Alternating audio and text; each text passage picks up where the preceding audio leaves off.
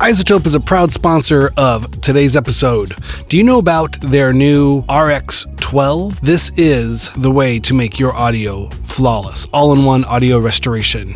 RX's 50-plus tool ecosystem is everything you need to rescue, refine, and enhance every project, blending surgical control with rapid results. Fully flexible, RX12 includes a standalone audio editing application and suite of software plugins to use in digital audio workstations. For decades, RX has pushed what's possible in audio editing and restoration, bringing out magic in every scene, song, and story. Powered by pioneering machine learning tech, it's the supporting star behind countless Oscar, Grammys, Emmys, and the winner of a Technical Academy Award. Go get this for yourself. Izotope RX12. It's out. IZOTPE.com.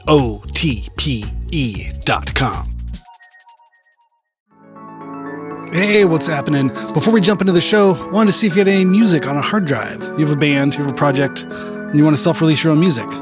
Well, there's an easy way to do it. You can go to distrokid.com/VIP/hyphenate and go get your music up on all the streamers. You keep 100% of your royalties, and you can get 30% off by using this code. It's a great, easy way to get your music up on the streamers and share it with your fans, your friends, your family, your mom, your dog, everybody. Everyone wants to hear it. But go to distrokid.com/VIP/hyphenate, HYPHENATE, and send me the link. I want to hear it too. Send your mom the link. Send your dog the link. They all want to hear it too.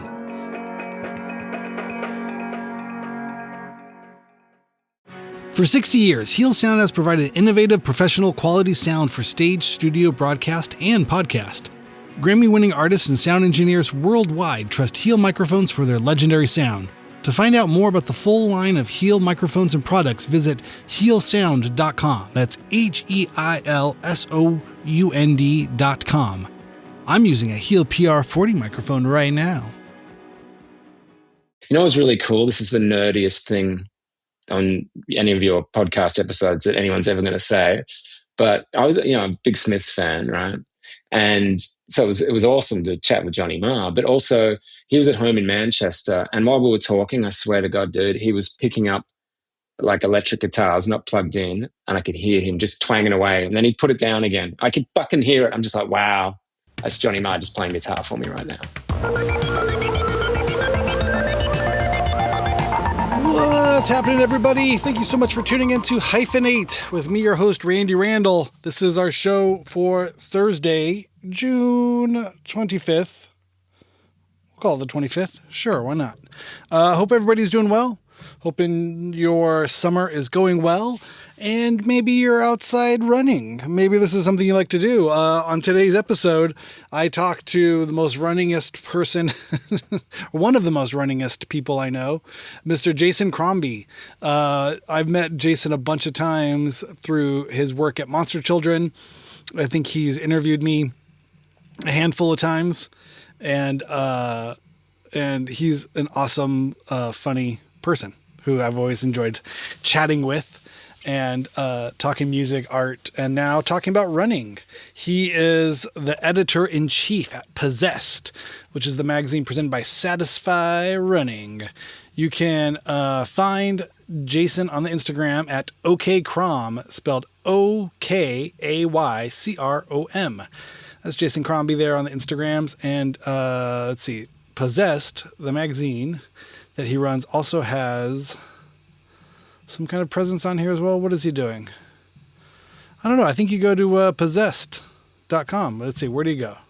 I could tell you. Satisfy.com /products/possessed magazine. There we go. That'll get you there. Satisfyrunning.com. And you can find the magazine Possessed, a publication by Satisfy. It's all about running. Right now they have the cover star one, Travis Barker, talking about his interest in running. Satisfy is like a new kind of cool running gear company. I don't know about them. They're not a sponsor of the show, but they should be. If they want to be, they can talk to me here. But Possessed magazine, it's a real magazine. It's physical, and Jason is running the show over there. It's really cool. It's kind of similar to like what A&P Quarterly was with, the Ruka Lives back in the day, but this is Possessed. It's a publication by Satisfy Running. So Jason's running shop over there. You can follow Jason online. You can go see all of his great articles that he writes about, and you can just get into running, right? Why not? I should do that. I haven't done it. I could do it, right? I guess we all could do it. Running is one of those things anybody could do, but I don't know. I used to. We get into it in the interview. We'll talk about running in the interview, but yeah, thanks Jason for coming on. I hope everybody's doing well, staying healthy, and surviving this summer any which way you can, right? Maybe running's a thing to do. Maybe we'll check in throughout the summer, talk about what healthy things you're doing. You can write me at Hyphenate halftime at gmail.com. That's the name of our wrap-up show we do every Monday. You can find me on the Instagrams at Randy S. Randall. Yeah, it's fun. It's a conversation, man. It's about staying alive. There you go, John Gabris, Adam Pally. You guys should have Jason on, right? Why not? That'd be good. And yeah, it's a great conversation. It's fun to talk all about music, talk about interviews, talk about journalism, talk about running, talk about living in New York in the early aughts and seeing music and making weird art and bartending and everything else. So here is my interview with the one and only Mr. Jason Crombie here on the Hyphenate podcast. All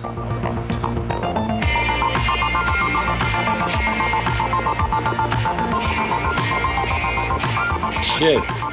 Wait, am I allowed to swear? Yeah. Oh, yeah. Swear all you want. Okay, cool. Right. Jason, thanks so much for calling Hyphenate, man. How you doing? Doing good. Awesome. Doing great. How you doing? Good. Yeah, just catching up about LA and the States and living here. But where do you come from? Where does the Jason story start?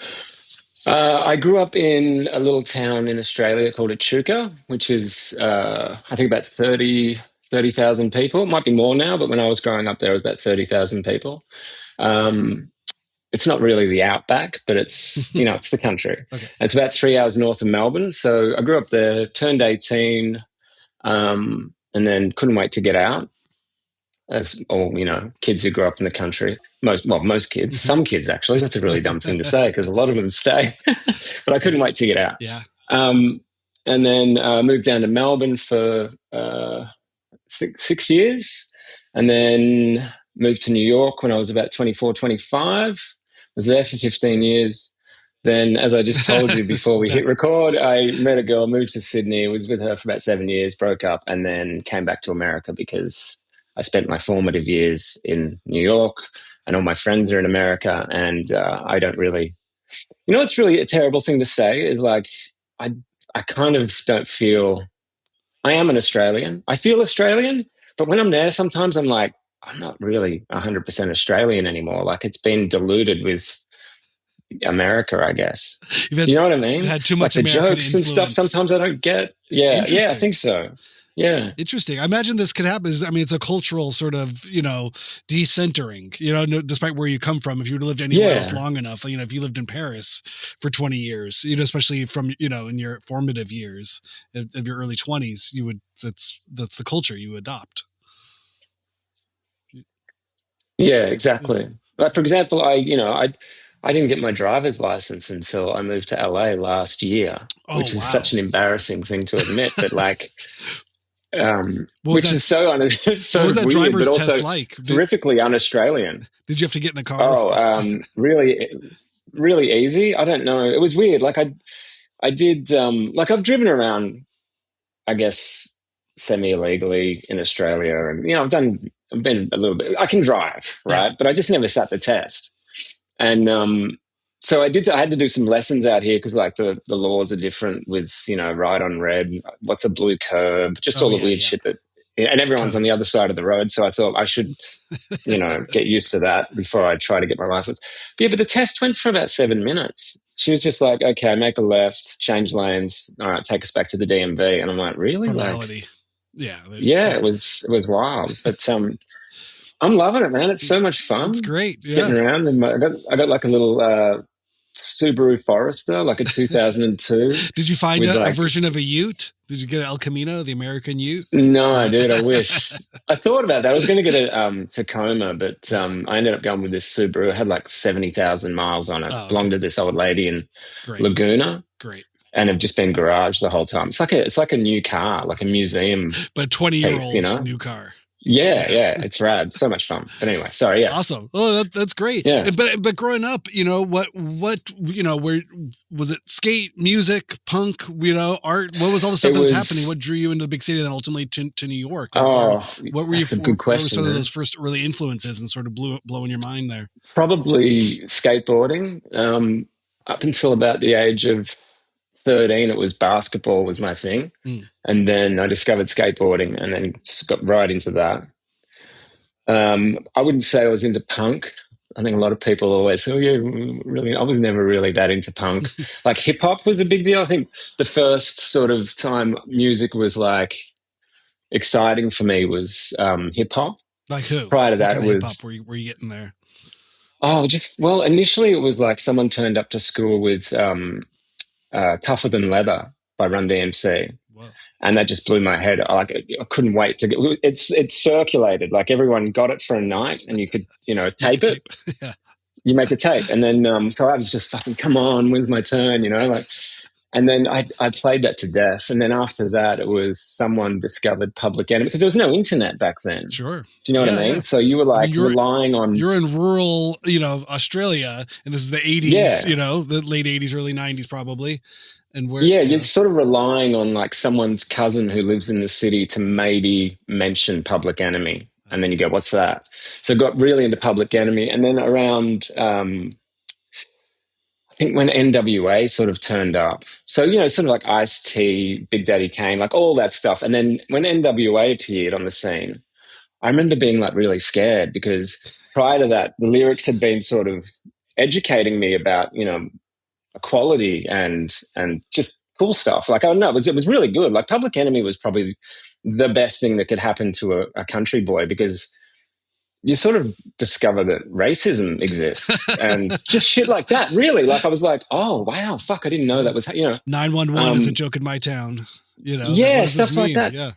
Yeah, and it was really good for a white boy growing up in Australia. But then NWA turned up and they were talking about fuck the police, killing policemen and getting blowjobs and stuff. And I was just like, oh no, it's too much. They scared me. I was afraid of NWA. So I kind of dropped off hip hop after that. I sort of was like, oh, it's getting too real. It was too much.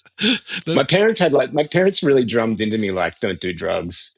They put the fear of God in me, really. So like the first time I went to a big concert, the first band I ever saw, like live show that I went to was Midnight Oil, which was amazing. But the first festival I went to was the Big Day Out in like 1992 or 3 or something like that. And the first band I saw walking in was Helmet, and they were playing at like lunchtime. And it was one of the fucking gnarliest things I've ever seen in my life. Like the pit was insane. There was steam. It was daytime. There was steam coming off the pit. And I'd never seen it before. Wow. And it frightened the shit out of me. I was just like, oh, fuck, like they're going crazy.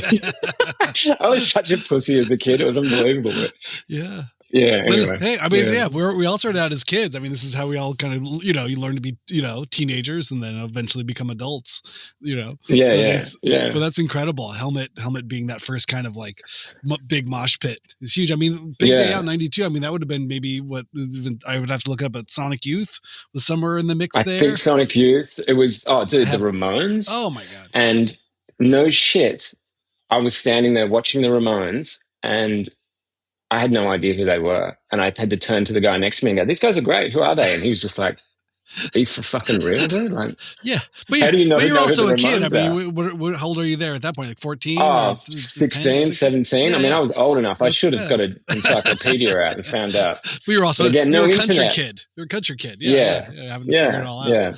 But it was like, I think Nick Cave, Iggy Pop, or maybe that was the year before, but I remember the bill was loaded. Like, it was pretty amazing. Yeah. Iggy Pop was incredible. First time I saw Iggy, he was doing crazy shit on stage. It was awesome.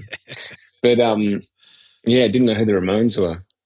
Yeah, no, I remember my brothers. I have 2 older brothers, and they went to see the Ramones, but it was on the Acid Eaters tour, like towards the end there, but they came back with these tie-dyed Ramones T-shirts, and it was the early '90s. But it was kind of the thing at the time, it was like So I remember first seeing the Ramones and kind of seeing it like through like the tie-dye sort of early '90s bright colored version. I was like, the Ramones shirt's supposed to be black and white. Like I didn't know that because that's not what they were. They were trying to do everything they could by hook or crook to stay relevant at that point. I mean, they're probably wearing wigs and doing the best they can to get into those tight pants, put some tight leather pants.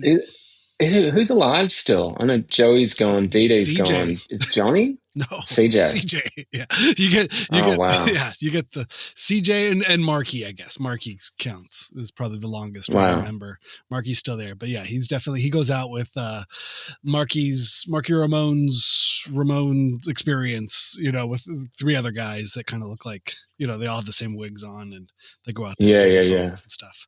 But wait, they're wigs. Come on. They've always been wigs. Well, at least post 90s, post 90s on out. Really? You never heard? There's a great clip of Marky and Joey yelling at each other on Howard Stern. And calling out for the wigs. Oh yeah. Oh really? Yeah. I had no idea. Maybe Joey's was real, wigs. But Marky I think's had a wig for a long time, and then Dee Dee, he just. Look at his hair, it looked bad. If you watch their Rock and Roll Hall of Fame acceptance speech, it's sort of the last thing after they broke up, where they all came together. Right. You can sort of all look at, you can see, just the cuts, the cuts of the hair there. Like, no, that didn't happen. So weird. But I remember when Joey died, and there was like a vigil at New York. CBGB's. Yeah, that was wild. You were in New York at that time? Yeah. I took a candle down. I put down a candle. Because I knew who they were by that stage, so I was like, okay, you jump in. Well, there's supposed to be a movie. Pete Davidson was supposed to play Joey Ramone based on Joey's brother's book. I slept with Joey Ramone, but it was from the brother's point of view. Meaning he slept in the same bed. Oh, right. Brother. And but I think Linda, Johnny's widow, has been blocking it, or whatever the estates. I'm sure they're warring factions within the Ramones surviving. That shit's it's such a drag with the estates, because Donald Sutherland wrote a memoir, and it was supposed to be published. Right, I think he finished it right before he died, and then I think because of the content, his estate or his family have said no. So it's gone as far as Kiefer Sutherland. I don't know if it was Kiefer Sutherland or who's in the estate that's blocking it. I mean, I guess Kiefer. Yeah, I don't know, but it's been blocked. That's not coming out. What's controversy about Donald Sutherland? What would he have said in there that was no good? I have no idea. I don't know. I can't imagine it'd be that bad. He's a Canadian. Do you know what I mean? They're lovely people. Although I do know a Canadian guy that called someone a bitch recently, and I was just like, oh. Dude, you're from Canada. You can't say that. Yeah. You're never let you also the Jaws pinball machine. I sound like such a nerd now, but my buddy owns a pinball bar, and so this is why I know this. But the new Jaws pinball machine that came out a couple of years ago, or maybe last year, it doesn't have. It has Quint. It has whoever Richard Dreyfuss played. I can't remember his name, but it doesn't have Chief Brody because. Roy Scheider's estate was like, no, you can't use his image. Well, they want to get paid. I imagine you can't use his image for what you're offering us. Is what it is, probably. Yeah. Wait, say that again. Just say he just wants to get paid, or they want to get paid. His kids want to get paid. So just pay him, man. You can't have the Jaws pinball game without Chief Brody, dude. It's about Chief Brody and the shark. That's it. That's like doing a. I got a friend who wants to do. He wishes that he's so stupid, but he's just like the pinball machine games. They do the they do the TV movies and TV show machines, and he wants to do actually this isn't interesting for an American audience, but he wants to do really old shitty drama series. There was a show called A Country Practice, which was based on a hospital but in the country in Australia, like a country practice pinball machine. So I guess, I don't know, like an ER pinball machine or like The Young and the Restless. Days of Our Lives pinball machine. Yeah, Young and the Restless, the pinball machine. Anyway, sorry, you can cut that bit. It's great. No. I mean, everything's up for license, right? I mean, that's the whole game of retail or, of anything. Yeah. So you just got to get the license. You can license any of it. You can license anything. Yeah, Yeah. exactly. So then where does writing come in? Because I met you as a writer. You've been a contributing, or, you know, I think I met you through the guys of Monster Children and writing Yeah, for yeah. them. And, you know, how does that happen now? You know, you move into the city, then you move to New York. Where does writing So start yeah, to happen for you? so I moved to New York in like 2000, and then I think around like 2003. Actually, you know, I had an experience where I was on a date with this Spanish woman, girl, really, I suppose. We were only in her early 20s, well, woman. Um, and she gave me this lecture when she was drunk about how we were in a cab, and I can't remember if she said this, but she said something along the lines of like, you need to do something. You need to make something. No one's going to sleep with you until you make something, basically. Like, you're not going to find love until you start making things. And I was like, what do you mean? She's like, what do you do? And I was like, I work in a bar. And she was like, no, you need to make stuff. And what great I went home motivation! and I was really, What motivation, right? yeah, I Like, was really no sad. one's gonna fuck you until you're making something. It's like how to be Kinda. And productive. then, That's better than Tony Robbins. That's better than but it was kind of true, you know, like, you know, self yeah. help guru you could find out there. A hot Spanish But girl in New York cabs telling you do something. Yeah, what was her name? Sylvia, her name was. But anyway, so yeah, so then I was like, well, fuck, what do I do? And I started a little zine based on, I'd sort of grown up reading Big Brother magazine, you know, the skate mag. Oh, sure, yeah. And I just, you know, like the interviews that Naratko and Dave Carney used to do were just like, just ridiculous. And I was like, I could do that. I'll do that, but I'll just do it with people around New York that I like, and, you know, artists and musicians, professional skateboarders, and basically anyone that came into this little cafe I worked at the time called Brown in Chinatown.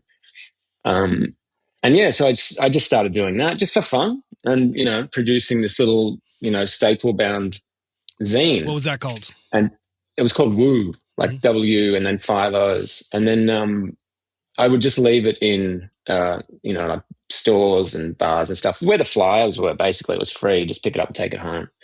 And then I got to like Woo number issue 3, and I'll put it in. Do you remember there was a store called Anything, a New York thing? Of course, yeah. It was like Bondaroff. Remember that? Yeah. So yeah, exactly. So I took I think 3rd issue in and sort of put it at the front door, and later that day, someone stopped me on the street and said, "Oh, you know, they're selling Woo magazine at that store." And I'm like, "You're kidding? How much is it?" And they're like, $10. I was like, "I guess that's how much it's worth."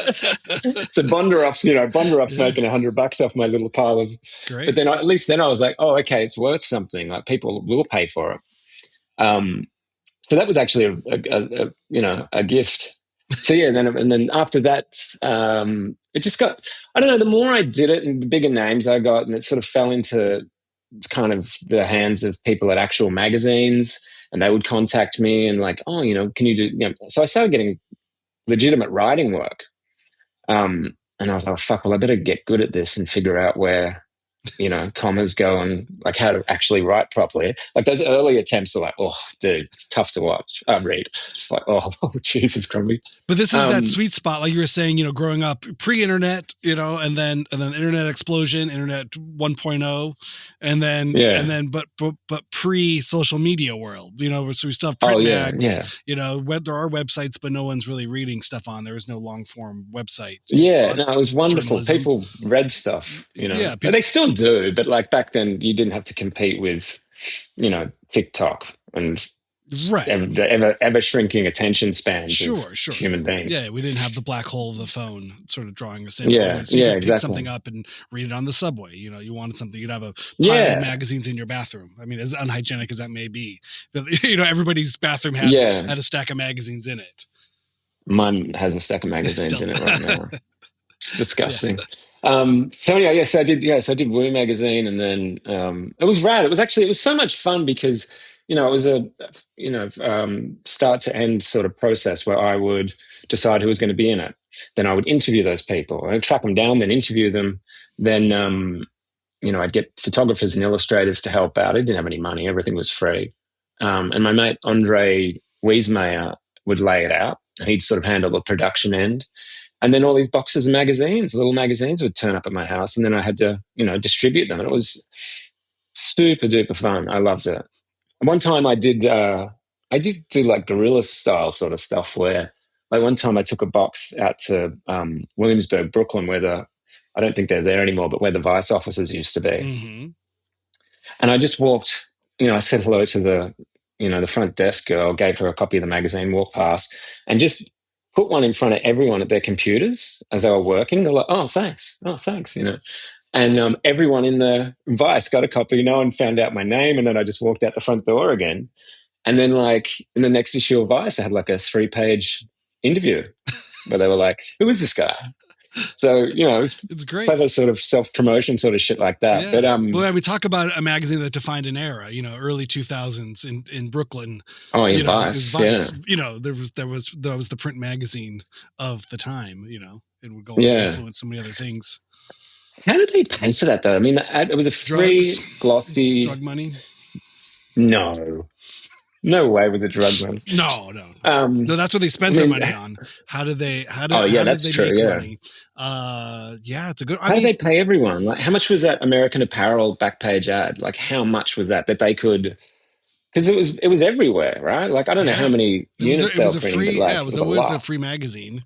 They played the game. I mean, it wasn't cheap. I would imagine, whatever the big money would have been back then. Who knows? $10,000. And this is 2002.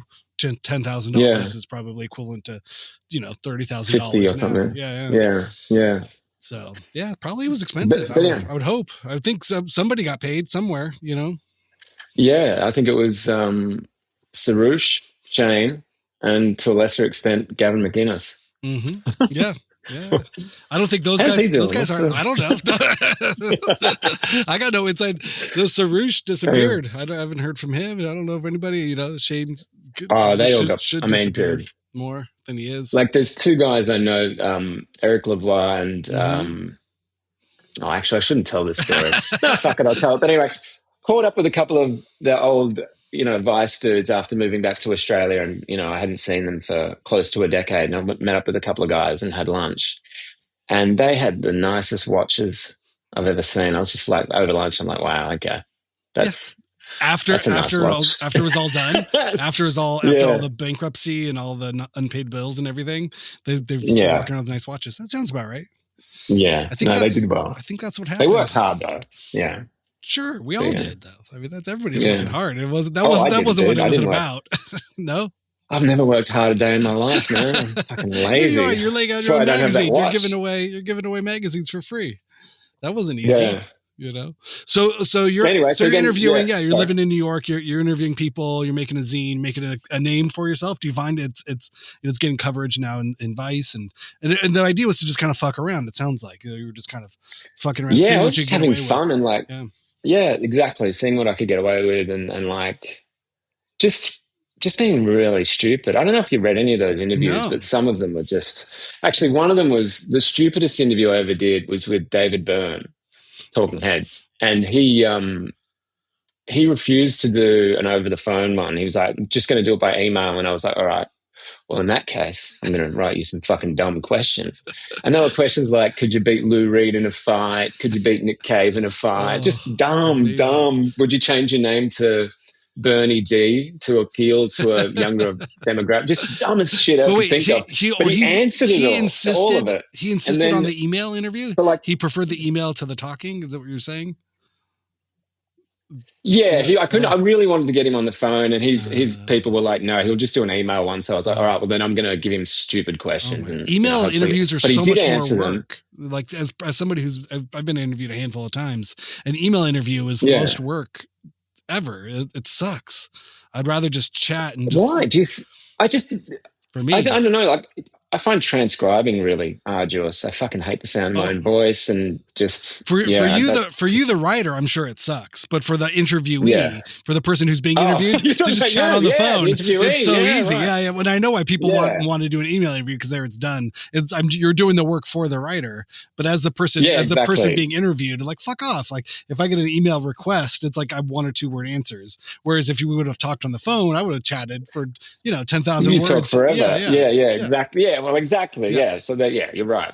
But anyway, so he did answer all the questions, and it turned out he loved it, and that interview was the only interview or piece of press that lived on his website for like fucking 8 years.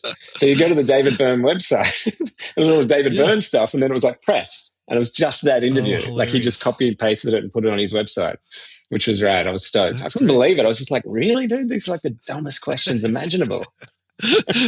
But it hit him in the right way. I guess I guess so. Is there an archive for Woo zine? Like, where does it live? And what is the like legacy? A physical archive? Well, I don't know. Or online archive, I guess, where people could access this, or how does it live on in 2020? Oh no, it's gone, man. Like the website, I used to keep a blog, like a daily blog, which was great. That was really good, actually. That was kind of like training to write because I do it every single day, and I just, you get better because you're doing it all the time. But that's long gone. Okay. I do have, I think there's a physical copy. Bear with me, sorry. Yeah, that's all good. No, I remember, Patrick O'Dell around that same sort of time, he had his Epically Latered blog where it was just photos. He had the point and shoot sort of, light leak camera. Right, He would just get the film developed, and then those would go, and again, it was basically Instagram before Instagram. Right. There you go. World. Oh, amazing. Full color, glossy. Look at that. That wasn't cheap. And you were just paying out of pocket. That was the last one. You didn't sell ads? Were you selling ads for this? That's James Franco long before everything went weird. What? How did you pay for that? You ever had ads? Oh, you did ads, yeah? I just paid for it out of pocket. Like the ads were if I could get the money off the people that I sold ads to, but... So there's like an American Apparel ad. Okay. Oh, so there you go. So it was like a legitimate a couple grand for that. That wasn't cheap. Yeah. But anyway, it was like sort of like a book. Yeah, that's huge. I don't know if you can see that. How many would you do a year? So that was that quarterly? Oh, that was the other thing, dude. Like it took me. I'm better now, but I was really like, I don't want to say undisciplined, but I used to struggle creating stuff, and I couldn't figure out why my motivation wasn't there. I'd procrastinate. And then I figured out a while ago that it was, this is such an embarrassing thing to admit, but I think subconsciously as long as I didn't finish the thing, I couldn't be criticized. Do you know what I mean? I know exactly. So if it never happened, I wouldn't be vulnerable, wouldn't be putting myself out there and saying, look what I made, everyone, So I think I really struggled to get them done, but we only did like 8 over a matter of years, It wasn't a lot. Yeah. Got it. And also I was paying for it, Randy. It was very expensive. That's what I'm saying. Yeah. I mean, it makes that's not cheap. There's no small feat, but did it work? Yeah. Did you get laid? You became a guy from the magazine. Was that? No, dude, I didn't. I met a girl like by issue 3 and fell in love, and she was with me through the whole the next 5 issues. Well, so kind of really blew it. Hey, at least you found somebody. It did work. They were happy years. Yeah, they were very happy years. So. Yeah. Oh my God! What a wild time. So then from there, what do you do after that? I mean, I do want to talk about though. That idea of putting yourself out there. It's really hard. I think as somebody who's been in a band for numbers of years and worked with a creative partner in the band and stuff. There's often that thing of like, understand, like putting out a piece of work and especially at the time when we were doing it, there was music criticism, there was a whole thing, like we participated in an environment where us, the artists, would make something. And then there was a whole other ecosystem that would criticize whatever the artist would make, and so you had to get thicker skin, but you also had to be open to have a, professional critique, every time you did anything big. You're always up to bat and a swing and a miss. And there was money on the line. People would either buy a record or not buy a record. It's irrelevant today, but, everything you did, there was a critique to it, and the worst thing could happen is you'd get a good response, and now everybody loves you, and because the only place you can go from there is down. They're not going to love you again next time. So we'd have to. Well, it's so much worse in your industry too, because you actually get like no one's reviewing fucking Woo magazine when I was making it, and certainly no one was coming up to me going, "I don't like what you're doing." It was all in my head. Sure. Like everyone was like, "Oh, we love it," and I'm like, Do they really love it, or are they just fucking Just being nice? sure. That was my shit. But like, you had to deal with that. And like, then we'd go travel around and have to deal with that every day. With the whole thing of like, did we sell enough tickets? People say they love you, but do they really love you? Or are they just saying that because they want something from you? I mean, it became it's an entire lifestyle built around what people think of you. And you will fully participate in it. It's a very kind of, masochistic kind of way of living, you know what I mean? Where you're putting yourself out there like, do you like this? Do you like that? Oh, they hate me. Oh, they stepped on my nuts. Oh, do it again. I'm going to go fly for 12 hours to see if anybody will kick me in the nuts in this country, And there was an entire like life cycle of a creative pursuit doing that. But then so there's ways of, well, I can make something, but I can obfuscate it, or I can hide things within this. Then it becomes this game of cat and mouse of how do you protect yourself while still participating in a culture of abuse in some ways, meaning cultural abuse, not physical abuse or mental abuse, but in this way of like, I'm going to create this song and I'm going to put my heart on a plate, but I'm also going to cover it in noise and abstraction, so that if you don't like it, I can just say, well, you don't understand it because I'm an artiste and you're not smart enough to get my art. You know what I mean? Yeah, so there's a game of this world of things that you as the artist can then you build in your own escape hatch from criticism within your artwork itself. And I see that, and having gone through these types of, multiple iterations of this type of cat and mouse, show and tell, show, don't tell, show a little something, don't say something, say this, say that. And again, you're protecting yourself while also inviting, something, you know what I mean? You're saying, everybody come over, but don't look it in my house. It's like, well, why'd you invite us over to your house? But don't, totally. But everything, you can just stay in that room over there. It's like, well, at some point it's like contemporary art, right? It's like, here's a rock on a table, and if you don't understand it, then you just don't fucking know anything because you're an idiot. And how long can you push me, pull me kind of thing? How long can you do that until you just break the social contract or whatever was interesting about you in the first place? How far can you push it? And then that becomes a career, and then you wait 10 years or 20 years, and you hope people rediscover it and go, do you like me now? And then you turn like 45 to 50 and you like start having your midlife crisis. Get yourself a ponytail. And maybe a sports car. If you can grow one. I'm trying to get one now. It won't come out. So you're doing the magazine. It's working sort of. New York's happening. The lady comes in, and then but I guess I don't mean to focus on Monster Children, but I just know that's where we sort of our paths crossed. What was that in your life, or how did that happen? Or so I started. So I guess someone at Monster Children got a copy of Woo magazine, and then one of the guys over there hit me up, and I did about 12 months of like just being a contributing writer for them. And then because they're an Australian-based magazine of art and music and culture, but did they have a writer in New York, or did they have a presence in America? I mean, I imagine I don't know their whole story. They did. I think they were they'd have like launch parties and stuff in LA, maybe, because a lot of the skate and surf industry was out here, or is out. I guess it is still out here. Yeah. But I think I don't think there was much happening in New York. So I became the editor in New York. All right. And so I did that for almost 10 years. I was editor-in-chief at Monster Children.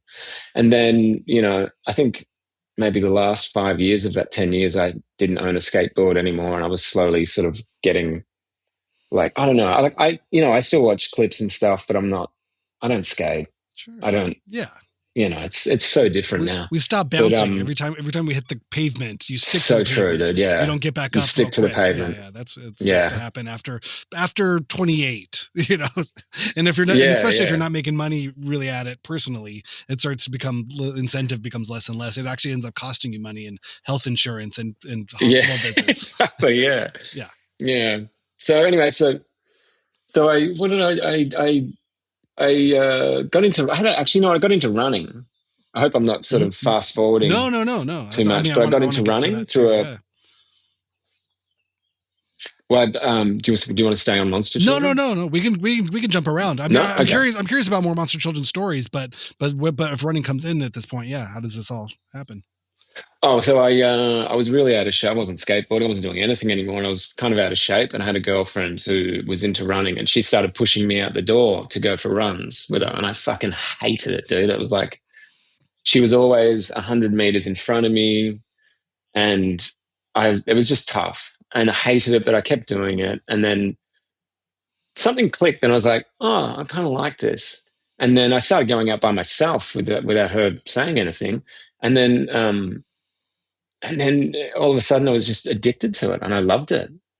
And now I look at her like, we broke up, but if I look at her like stats on Strava now, I'm just like, wow, I must have been fucking slow if I couldn't beat her, because she is slow. She's never going to watch this. This is so fucked up. But I don't even. This is the first time I've heard any kind of post relationship analysis through running apps. Like this is. I used to tease her about this though. She knows that she knows she's slow. I mean, she's not a fast girl, but she was faster than you. It was incredible. I was like, fuck. She was the one pushing. She was faster than me, but she was running like 7-minute kilometers or something. It was just insane. So like, I must have been so slow. Yeah. And I was dying, I was just like, my lungs were on fire, and I was just, but anyway, so yeah, something clicked, and I love it. I'm so lucky I found it, because, I don't know what I'd be doing if I wasn't doing this. I'd probably be very unhealthy. But, and then Satisfy, the brand, started sending product and stuff, because I was at Monster Children, and I was sort of trying to break into that sort of skate world a bit with this product. And so I started reviewing product, and then Brees, the owner, asked me for running companies, like are running shoes or running apparel. What is running apparel and shoes and stuff? Yeah, gotcha. But they, so I actually interviewed Brees for Monster Children, not knowing that within months I would actually be working for Brees for running his magazine. So the interview kind of almost functioned as a job interview, you know what I mean? Like, it wasn't a job interview, but like we met and we liked each other. And then down the track, he asked me what I was planning on doing. And I was like, I'm ready to jump ship, baby. Let's do it. So I went and took over Possessed, which was being edited by, up until that point, until I arrived, Ian Svenonius from the Makeup and Weird Wall, Yeah, Ian, of course, yeah. Who lives around here. I keep seeing him. I don't know him. Oh, you don't? But I keep seeing him. No. You've never interviewed him? He's a great interview. No, I got introduced to him at a party once, and I don't know. He seemed nice enough, but we didn't really talk. But I don't know. But I see him. He goes to my lessons. I see him in my supermarket sometimes. I'm just like, but wait, he was editing. What is the magazine? Maybe you have to catch. Well, it was online. Uh-huh. Before I got into it, it was just an online thing. That Ian, I think it was quarterly, and it was really just Ian would just write these pretty lengthy essays, sort of around a theme. So one of them was the astrology issue, I think he did. But anyway, it was called Possess Magazine, but it was less a magazine and more of a single piece sort of thing. Oh, I see. You know what I mean? So when I came over, I built like the whole architecture and put in, recurring departments and features, and made it into a kind of a magazine, I guess. Gave it its architecture. Sure. Prior to that, it was just like an essay. Yeah. And then last year we migrated from online to print. So it's a standalone print magazine now, which is great. I'm so stoked for that. And Satisfy is the running apparel thing, and they're the ones who Satisfy's a running apparel brand, yeah. And they sponsor this Possessed magazine, similar to like Ruka. Yeah, and they publish it in their A&P Quarterly. Ruka was the kind of the surf skate apparel, and they had A&P Quarterly as their culture. Exactly, it's kind of like that, yeah. Got it. Cool. I guess the only difference is, I think A&P would have Ruka ads, right? Like a backpage Ruka ad or something like that. So this thing, we try not to have it be an advertorial at all. Like, we interview our own athletes and stuff, but for the most part, it's about getting involved in just the culture of running and having some fun. Yeah. That's incredible. But it sounds right up your alley as well. I mean, this is kind of coming from... Yeah, man. I'm stoked. I'm stoked that Satisfy exists because when I started running, it was, like the running's until pretty recently, running was like pretty vanilla. Like, like all the brands, and they were only big brands like Adidas and Nike and stuff. They had to appeal to a broad range of people, from your 15-year-olds to the guy that's still running at age 60 or 70 or whatever, right? Mm-hmm. So they couldn't take chances. They couldn't be cool. You couldn't do something and risk losing customers. But then sort of Satisfy came along, and Brees' whole attitude was, I don't want to speak for Brees, but it's just like, why does the culture around running have to be that? Why can't it be cool? Like, why can't you look good? Why can't the shirts and shorts look great? And why can't it be a cool thing? So, and so that's kind of how it works. So Possessed is almost like, I don't want to say the Thrasher of running, but it's kind of like, it's kind of, because I've worked in sort of with Monster Children and stuff, and Woo. I've sort of worked in that world, and I'm sort of bringing that to running with Possessed a bit. What is the culture? Say we are. Yeah. What is the culture of running? I mean, obviously you're in the middle of it. I know nothing. I don't come from running. I don't know running. It's the weirdest thing. It's like it's on fire at the moment. Like it's trendy, like people, and which is great because it's the kind of thing where, people are going to pick it up because it looks cool, and there's kids with tattoos running around on the weekends, and everyone looks cool. But of those, I've heard Nike's not trendy. I've heard Nike's not cool anymore. I've heard there's like running shoes that are like the cooler thing that are happening out there. Is this true? Is this what is the world? I think Nike. I think of shoes. I don't know. When I think of running, I think of shoes. I guess that's kind of. I got to be careful, man. I can't you can't say that. Okay, I'm in the industry. They're competing. No, I think Nike. I think all the big brands are probably. They're probably a little bit freaked out right now because there are all these like little independents popping up left and right, and it's, I don't know, it's interesting. It's an interesting time in running because it's like the culture's changing. It's not this sort of staid, dowdy kind of not lame, but like, I don't know. It's changing. That's a really bad answer. The Nike thing. I can't talk. Sorry. I don't know. I mean, I'm taking stuff from social media when I'm seeing like, the big trend is this, or, but again, it's also the, Gen Z or Gen Alpha isn't, they're putting everybody out of business. There's no Applebee's or Denny's anymore. Or no one's, but again, at the same time, what's Gen Alpha? Gen Alpha, yeah, that comes after Gen Z that restarts again. I mean, this is our sort of, I have a 12-year-old and a 6-year-old, two boys, and so are they Alpha? I think the oldest one would be Alpha, and the next one is something else, maybe the betas or something. They're coming in. Are we both Gen X? I mean, I'm a cusper. I'm a Xennial. Yeah. I was born in 81.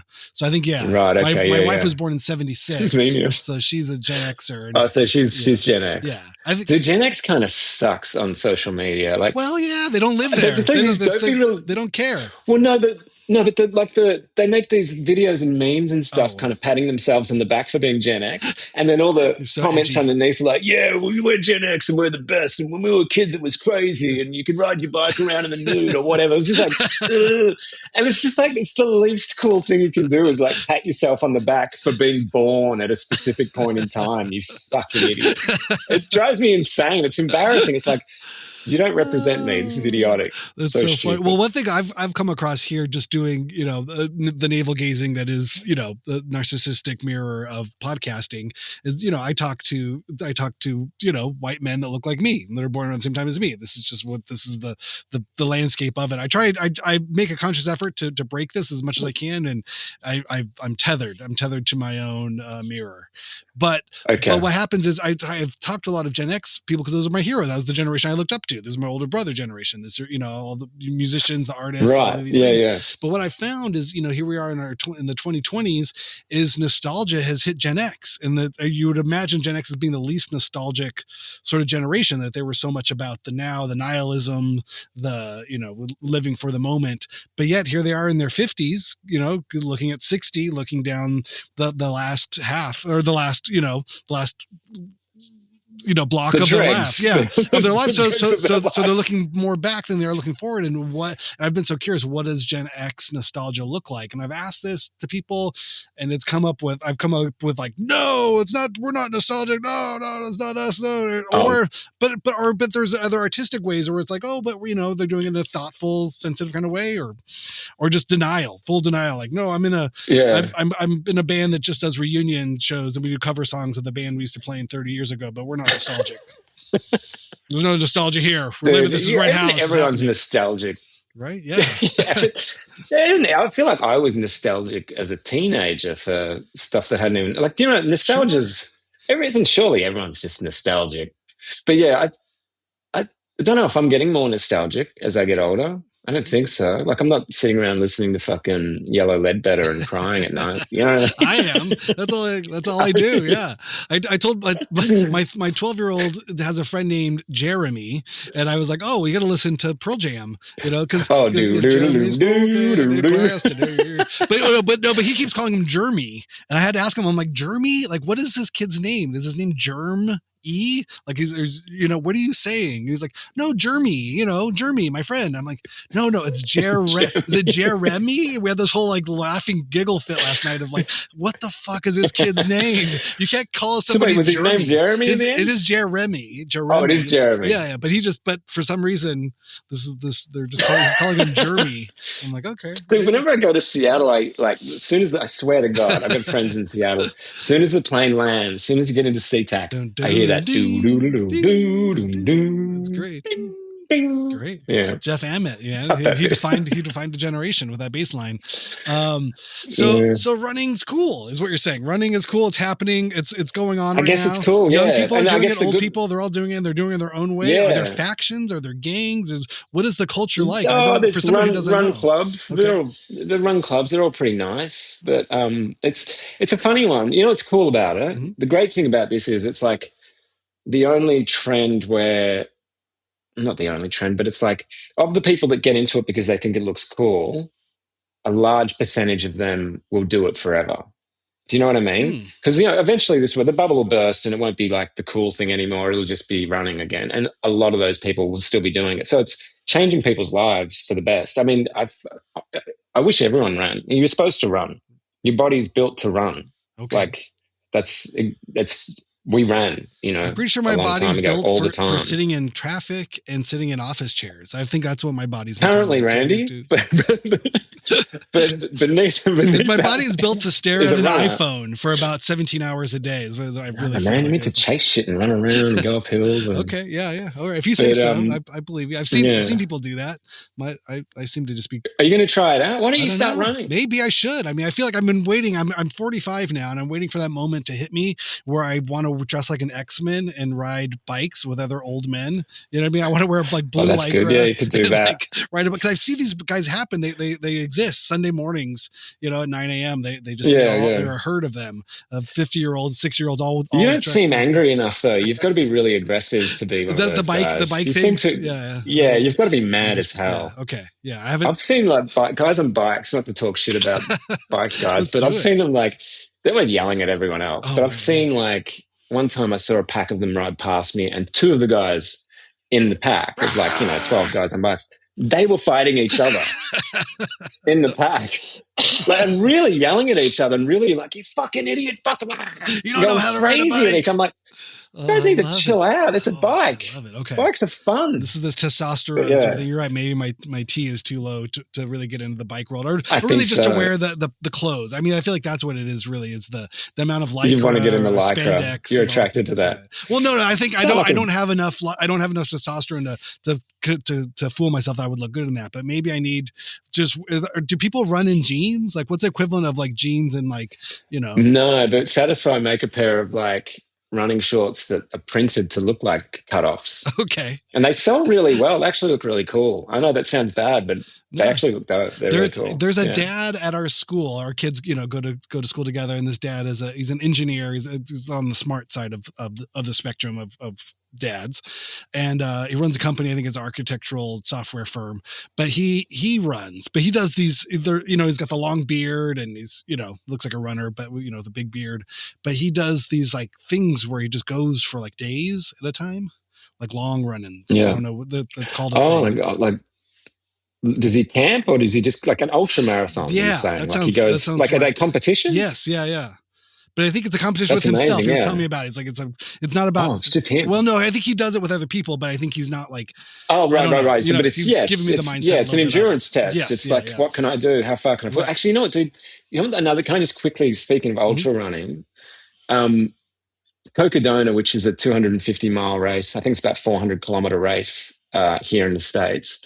The winner this year, she's won it 3 times, but she was the women's winner, I think, 2 times. She's just the outright winner this time. Like, she beat men and women.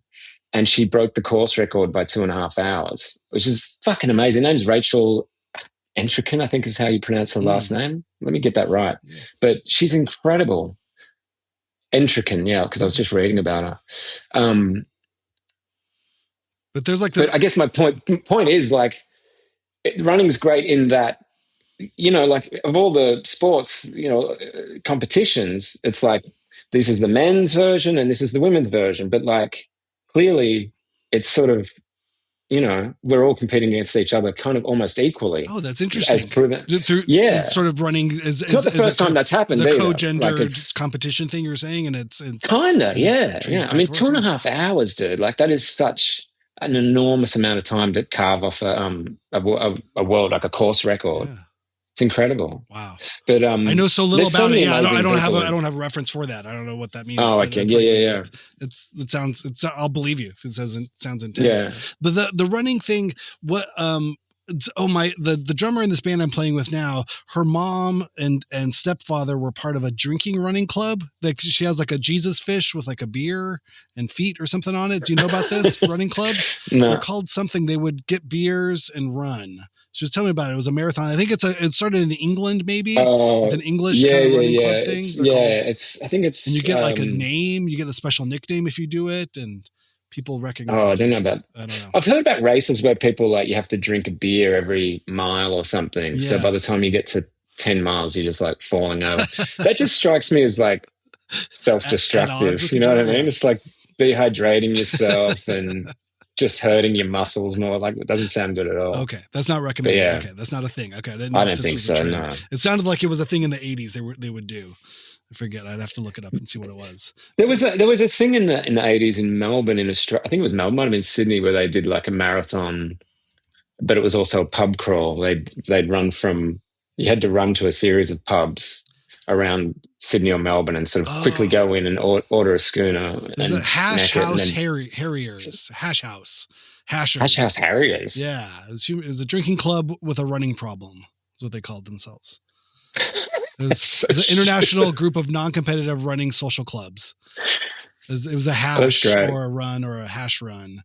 And a drinking club with that's interesting. Problem. Yeah, they're kind of like outsiders, but yeah, it sounds like this was a few generations ago. Okay, I don't know if they're still happening. It's interesting thing. Good thing about running is that you naturally end up drinking less. Like you choose drinking alcohol less. You mean? Yeah, you sort of choose running over alcohol. Well, there's a high, right? They call it a runner's high, or is there dopamine? There's some oxytocin, or some excitement or dopamine. You get. Yeah, the elusive runner's high. It's real. I don't know. I mean, some people talk about it in sort of mystical terms, but I've noticed if I'll have like a run, like particularly if I do like a pretty long run, I might be like super kind of giggly and euphoric and stupid for hours afterwards, and I guess that's it. I just thought initially I was like, before I heard about the runner's high, I just thought I was delirious. But yeah, it exists. Sort of the same, yeah. Well, I imagine you're oxygenating yourself. I mean, your brain's probably getting tons of oxygen from all the breathing you're doing, the cardiovascular. Yeah, pumping. Sucking in air. Yeah. I remember as a kid, like smoking weed, and then I played a soccer game. Like I smoked weed in the morning with friends and we played a soccer game that afternoon.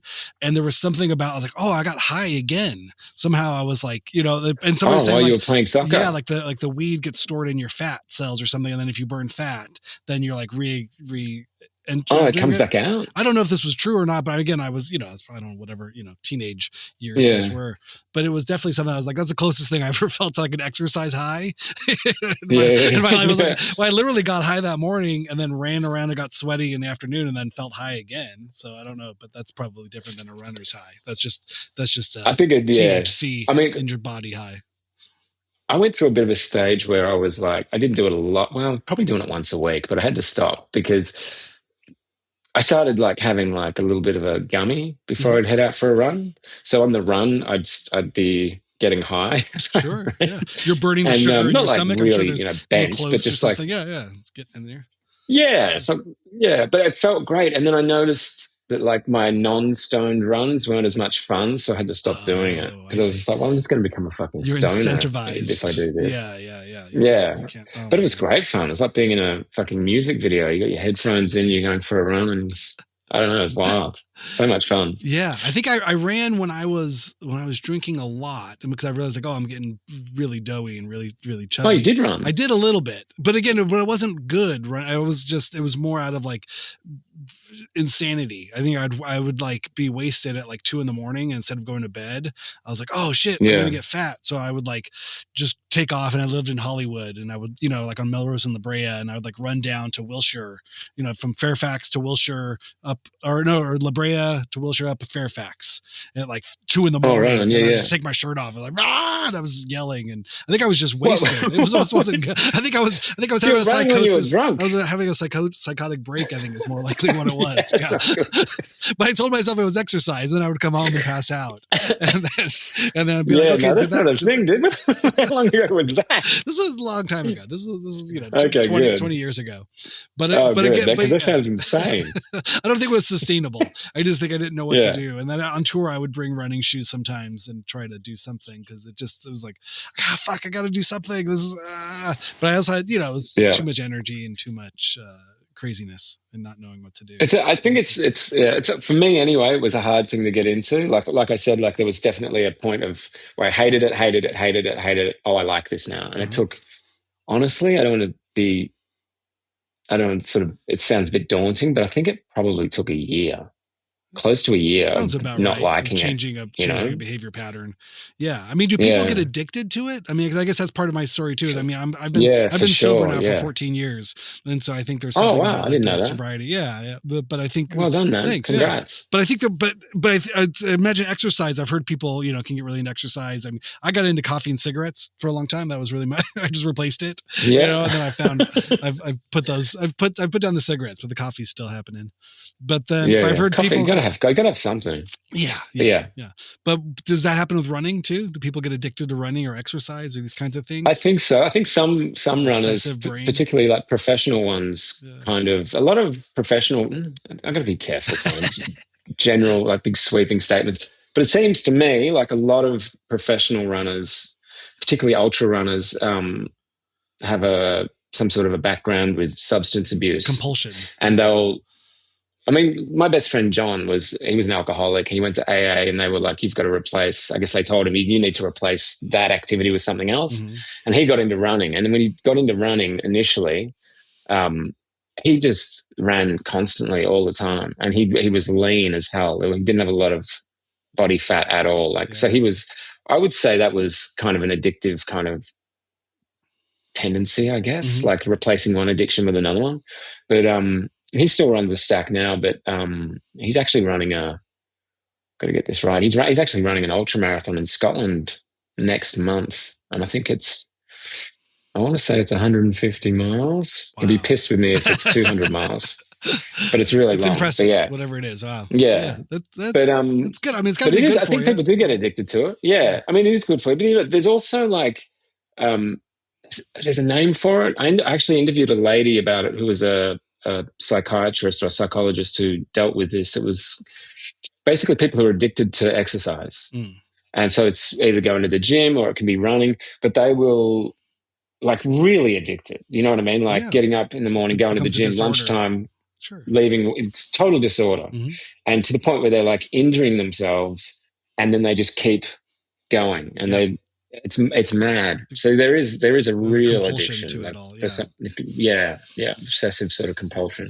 That's why I don't do it. I would crush the competition. I'm just afraid how gnarly I would be. No, one of those people. That's why I brought it up. I'm going to stay on the couch. I think I'm good. I'm just going to keep eating fried foods and sitting on the couch. I'd hate to embarrass everybody else out there in the world. Awesome, man. Well, Jason, where do people catch up with you? What's the best way to follow you and the magazine? Let's plug what you're working on. Well, there's satisfy.com is where the magazine's available, which is the I'm on there now. It looks great. The brand website. This is actually it's really nice stuff, right? I had no idea. I'm wearing one of their t-shirts. This is a new t-shirt. There we go. Nice. Yeah. All those holes. Are those strategic holes? Are those MOFTech? Yeah, it's been strategically mapped across my body. But it actually does work. Like I think that some people go, well, it's so ridiculous. It's like, no, it's cool. It's like, it actually is. It's ventilation. These are quite big holes. I knew some people who were meth heads that kind of had holes like that from cigarette burns. Yeah, exactly. Yeah, if you didn't want to buy the sheet, you just do it yourself. But yeah, the magazine's available there on the website, and then I guess like there's Satisfy's got an Instagram. You could follow that and find out when stuff drops. The magazine. Oh, there we go. Did you interview Travis Barker? You see, there's a Travis Barker interview. Interviewed Travis Barker. That's for the last issue. Is he a runner? He was rad. Yeah. He runs, Amazing. He's got a run. He's got a thing called Run Travis Run. It's like a 5K that he does on different cities. I think while he's on tour and stuff. But, that's cool. He was rad. Have you ever met him? No, I've not. No travels. He was incredibly lovely. And generous with his time. It was a trip, actually, because I thought, I didn't think he was going to be an asshole, but I just thought, this guy's been doing this shit for so many years. Yeah. He's for sure it's going to be rote. He's just going to be going through the motions, But he was just a dude. It was so much fun. I think it's because we were talking about not music. We were talking about running. Mm-hmm. Same thing. I got to interview Johnny Marr from the Smiths. Yeah. He's a runner? And he's a runner. And again, super generous with his time. I'm pretty sure it was because it wasn't a music interview. It was like a running interview. It was really cool. This is the nerdiest thing on any of your podcast episodes that anyone's ever going to say. But I was, I'm a big Smiths fan, right? Yeah. And so it was awesome to chat with Johnny Marr. But also, he was at home in Manchester, and while we were talking, I swear to God, dude, he was picking up like electric guitars, not plugged in, and I could hear him just twanging away. And then he'd put it down again. I could fucking hear it. I'm just like, wow, that's Johnny Marr just playing guitar for me right now. You get a personal concert just to you. Yeah. Oh my God. Anyway, cut that bit. That's great. That's great. Yeah. Oh man. Well, it sounds cool. It sounds like, yeah, you've landed in LA. You're running an awesome, cool lifestyle, running magazine. You're running a running magazine. And I'm running a running magazine. Yeah. What else can I? I've got a book coming out. Dude. Tell me about it. That's not related to running. I finished it. Actually, finished it when I was still at Monster Children, and then found an agent really quick, found a publisher really quick, and then it was Simon and Schuster. It was like Atria, and I was like, wow, that was really easy. I should just write more books because this is happening like that. And it was really easy. And then in the 11th hour, they chickened out because it's kind of a weird book. So now it's being published with I found like a small independent publisher who's going to knock it out. So that comes out in August. It's a fiction book. It's nonfiction. It's kind of a memoir, but it's basically me and a friend went to Fairmont, Indiana, which is like where James Dean was born and where he died. And it's kind of Mecca for James Dean fans because people go there to visit his grave.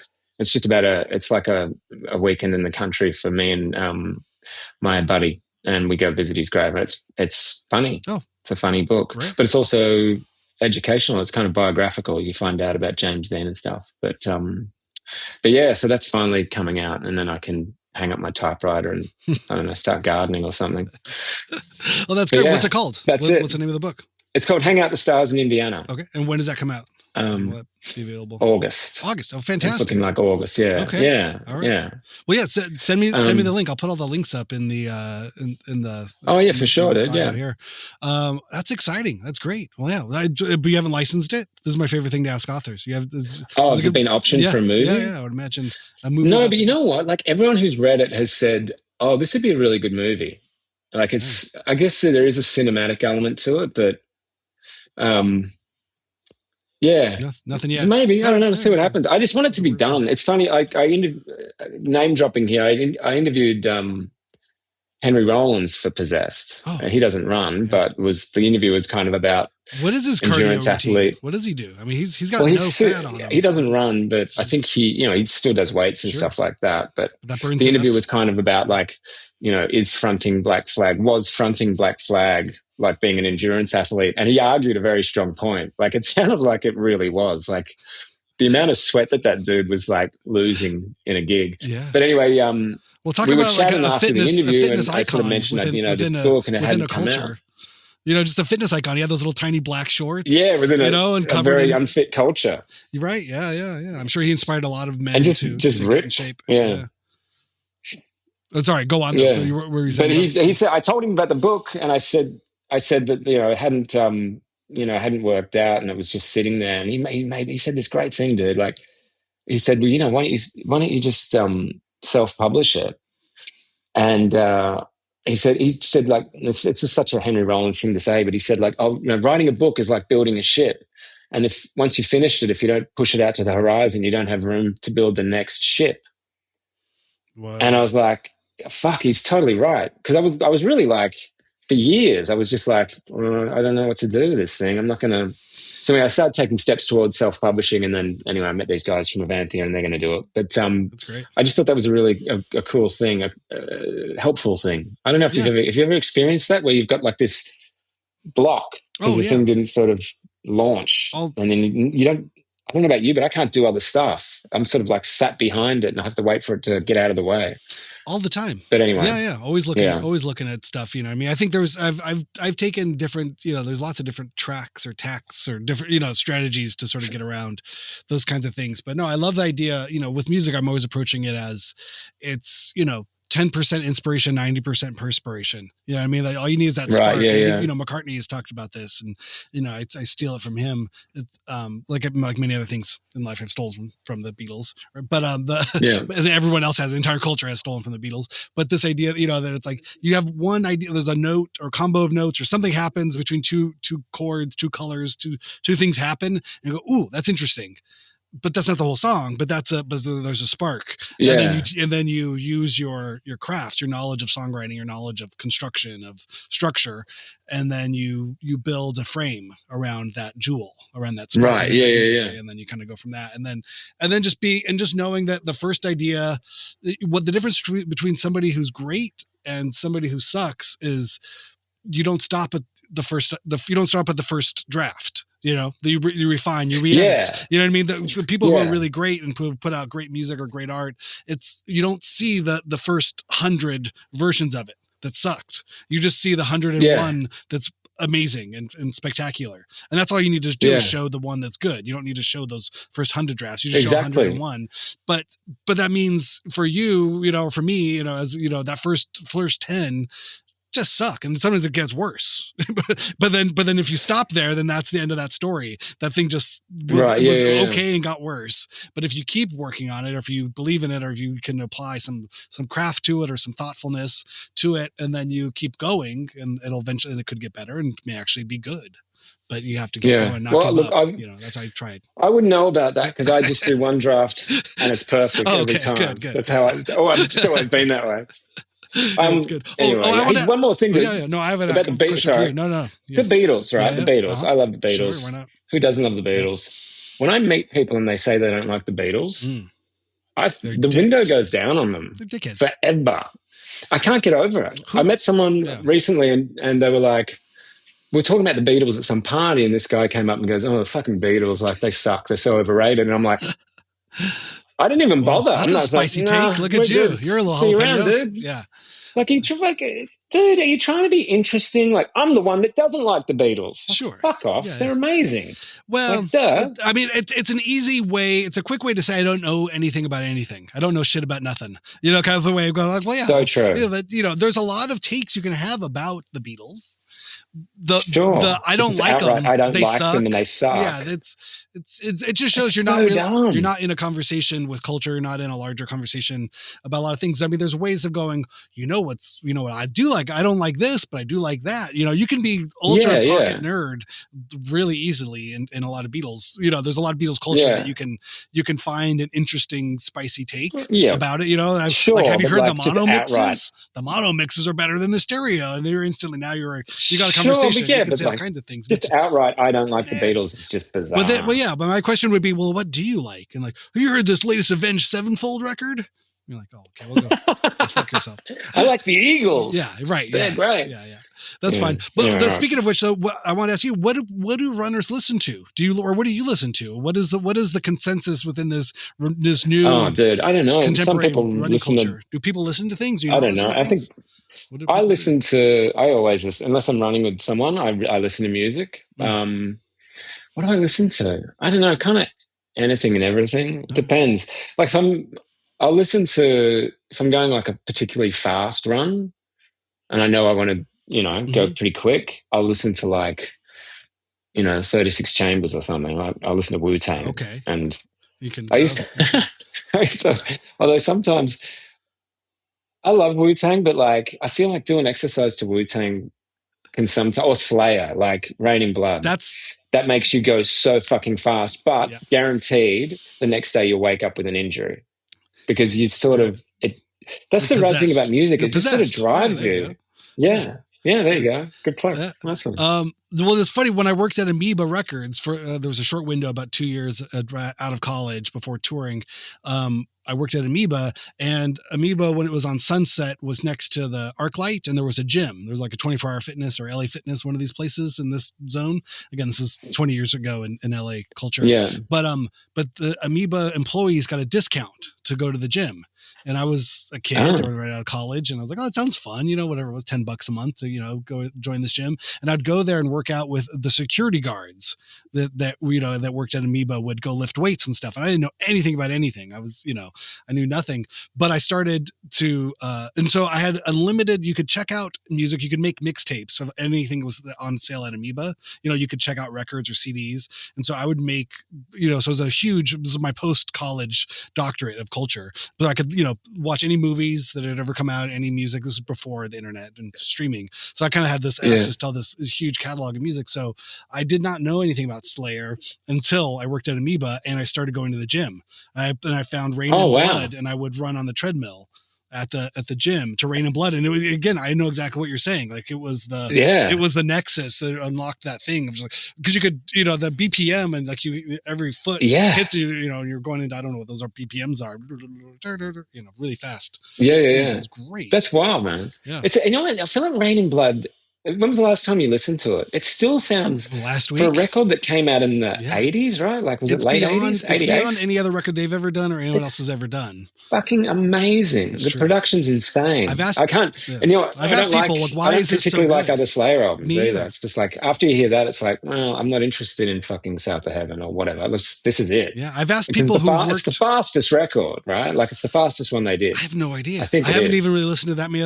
Like Seasons of the Abyss. I've listened to the before and after ones right around there. Like what's this? Why? Right. Yeah. But there's something about the quality of the recording and the mixing, the mastering, whatever it was. I've asked other people who've worked with Rick Rubin and who've worked with other people in there, like, why is this record that way? And they just, there's a magic to it. No one knows. Yeah. It's such a good record. Yeah. But it's great for slightly workout. Problematic here and there, but it's good. Sure. Yeah. Is it? It's yeah. It explores themes of history and evil throughout history, right? Yeah. I think so. You ever get on Reddit when people are talking about Angel of Death, and it's like the people arguing that it's not anti-Semitic, and other people saying, yeah, exactly. Mm-hmm. It's a murky area. I reckon just cut this bit. No, I think it's okay. No, because it's one of those things. I think Jeff Hanneman as a lyricist deserves to be looked at and criticized. Well, he collected Nazi paraphernalia, right? It's not good. And so did Lemmy, and Lemmy wasn't a fucking Nazi. He was just like a World War II nerd, wasn't he? I don't know. To be honest, I don't know. I haven't done enough research about Lemmy or really Jeff Hanneman. I don't know really where the personal things are, but I think it's important, especially in 2026, to call Nazis Nazis, but I think it's the kind of thing too that we, I don't want to. I think light should be shined on all of it, and if it's, but I think it's worth highlighting and worth talking about that it's out there, then we should know about it because I think there is so much of that out there in the world. But I don't have a pro con positive, obviously Nazis are horrible people, all that stuff, but I do think Rain and Blood's an incredible record. It's an amazing record. Lyrically, I don't know enough. I haven't really read all the lyrics. I don't know anything, but Slayer comes up all the time. But even that thing is like Tom Araya is this, Christian who would sing these things, but the other guys in the bands would write the lyrics for him, and he'd have to be singing these fucked up insane. Yeah, things. he's like Catholic, right? Yeah. Like he's like. So if the singer's not even believing the thing that he's saying, you know what I mean, or but even the belief in a Satan really, only reinforces a Christian idea that there is a God. You know what I mean? The worst thing would be like to say that none of it's real. But if you're going to sing about a devil, that means you're reinforcing this stereotype of, or this cultural touchstone that there is a God as well. So if in some ways they could be a Christian band. I mean, I think they talk about Christianity. They talk about themes of religion. You know what I mean? So that's all right. But have you noticed, like, I'm just going right off topic now, but like remember all the shit that happened with like all the satanic stuff that was happening in R&B and hip hop a few years ago? No. Maybe even recently. Was it like Lil Nas X? Was he the one? Like right. That was kind of I saw a music video where he descends to hell and fucking looks like he's going to give Satan a blowjob or something, and then he wrings his neck, he kills the devil and becomes the new Satan or something. It was I missed some of this moments. Like, fuck. I know Dave Grohl was a devil at some point, wasn't he? They got the devil. I was in the Tenacious D movie. Yeah. I think there's lots of depictions of some of our favorite cultural icons as interacting with demonic forces, and depending how far you go down on the conspiracy rabbit holes, Yeah, I mean, Satanic Panic, right? That was probably the best thing that happened for metal in terms of album sales. How wonderful! Yeah, great. Oh, really? You can get like this, get the sticker on the front of the record and get on the news, like just promotion. Genius. Slayer are smart. They're shit stirrers and they're really smart. I think that's Slayer. Yeah. You know what I mean? And Dave Lombardo was a great drummer too. I mean, I think that's dude, he's fucking insane. I don't think even Dave Lombardo can play Dave Lombardo anymore. I don't think so. What's that drum break on? I think it actually is Rain in Blood. Mm-hmm. Oh no, it might be Angel of Death. That song is like a drum break. Yeah, which is insane. Great. Like if you were playing guitar along with it, like I wouldn't know where to get back in. I don't know. I've never listen. They're talking music, man. Let's talk music. I have no idea what I'm saying. Yeah, no. Slayer comes up so often on this podcast, and it's just that one record. It's great. How weird. They're doing a reunion. It just is a great record. It's a reunion-ish type of thing. Another one. Yeah. Yeah. I saw like the Adios show, like Madison Square Garden in like 2013 or something like that. I went to it. It was the only Slayer show I ever went to, and it was amazing. But dude, the audience were all ex-cons. I swear to God, it was just like everyone looked terrifying. Like I didn't want to go get a beer. I didn't want to line up. It's just like, fuck, I'm going to get shivved any second just for being me. What great promotion though too, right? I mean, that's it. That's what you want to see. Yeah, amazing. Yeah. Well, Jason, thank you so much for coming on. I appreciate it. Everybody go out and go running. Go buy some clothes. Go read Possessed magazine. Yeah. Buy my book. That's it. Send me some candy. What's your Instagram? Do people follow you on Instagram? You can follow me. It's pretty boring now. I'm not very good at it anymore. I used to be great at Instagram, but I've sort of lost steam over the years. Okay, Crombie. Actually, you know what? It's okay. I don't even know what it is anymore. I'll find it. I'll put it on there. Okay, Crom. Yeah. There you go. It's pretty douchey. Right. It's just me. Just pictures of me. Just pictures of yourself every morning before you run. Pictures of myself, selfies. Lots of videos of me crying, and sobbing. And, hey guys. I had a really bad day. You can't make jokes about those people because it's a mental health thing. You can't do that. Okay. But what is that narcissistic shit? You're filming yourself crying. What? What are you doing? Somebody wants, but who wants to watch it? That's the bigger question. I mean, that's the quickest. I don't know. It's the quickest skip in my algorithm. See somebody crying, or even just the hey guys in a big breath. I'm just I can't. I gotta skip through this so fast.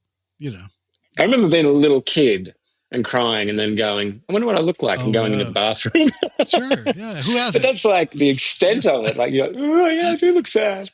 But you can make a career out of it. You can make a whole career out of it now. You could have. You keep trying to get rid of me, and I keep talking about other stuff. So wait, do you believe in ghosts? Wait, hold on, right, see you too. Awesome. Thanks, man. Awesome. Sounds good. All right. Bye. Awesome. Yes, that is my conversation with Jason Crombie. How rad is he? Go follow him on the Instagrams at OKCrom, spelled out OKAYCROM. And go check out Possessed magazine. You can go to satisfyrunning.com and look up Possessed and get yourself a copy. Get inspired. Get stoked. Go move your body. I'd like to do these little walks around the neighborhood with my children or my dogs and my children, or my one dog and my one children's. And my wife and I always joke, we say, we're going to time to go move our dumb little bodies. Just got to go move your body around. Go make it do something. Do something, body. So, yeah, if you like to move your dumb little body, you should go get a Possessed magazine and check out all the people who also move their dumb little bodies. And everybody's moving around our bodies all the time. Yeah, it's a good time. You'll enjoy it. All right. Be well, be safe, fight the Republic. I don't know who are we fighting. Fight the the reflecting pool. Fight the stupidity. Flight the stupidity too. I don't know, man. I'm tired. Just everybody do your best. Stay healthy. Stay with it. All right. We'll see you on Monday. Bye.